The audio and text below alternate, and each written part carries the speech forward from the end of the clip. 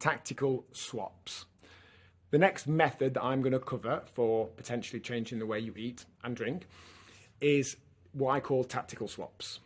And the key there is the first word, tactical. Because often in the past, our approach to changing our eating has been anything but tactical. It's been very blunt force, bull in a china shop, the equivalent to going onto a football field and just saying, we're going to score more goals and concede less.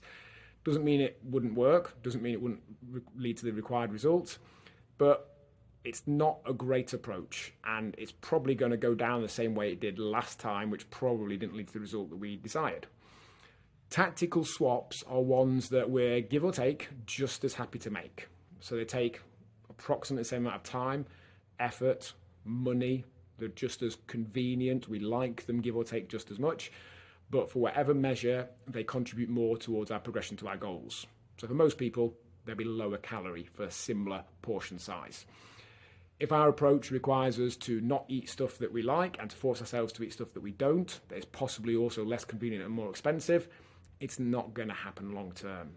If our approach halves or knocks a third off our calorie intake for other food choices that we like just as much, that take just as long to prepare, they're just as convenient, that cost a similar amount, then we're way more likely to do that. And to find those tactical swaps, tracking for a few days is a great way to get there. So we can look at different things on an app like MyFitnessPal, or maybe even just Googling them, and find substitutions, swaps, different versions of things that, again, we're just as happy to have, that contribute, whether it be lower calories or some other way, to us achieving our goals.